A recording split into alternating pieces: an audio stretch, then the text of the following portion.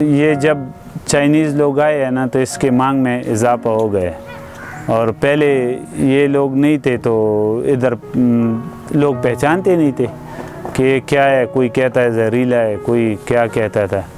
अभी लोगों ने भी पहचाना है कि ये खाने की चीज़ है और पैदामंद चीज़ है। तो अभी मार्केटिंग में इतनी मुश्किल नहीं है, पहले बड़े मुश्किल थे।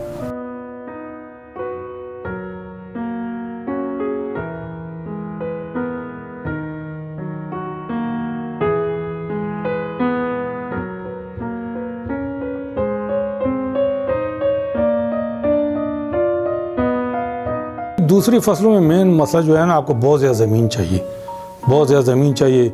अब KPK का जो मेन प्रॉब्लम है ये है कि ज़मीन बहुत थोड़ी है, लोगों के पर हेड ज़मीन बहुत ही थोड़ी है, उस पर कुछ मुनाफा नहीं मिलता। और ये इंडोर एक्टिविटी है, तो इंडोर तो आपके पास घर में फालतू कमरा भी हो सकता है, बेसमेंट भी हो सकता है, मिट्टी के कमरे आप बना सकते हैं। यानी इस पर इतना, इसके लिए आपको लैंड की ज़रूरत नहीं है, आपको बहुत बड़ा लैंड नहीं चाहिए।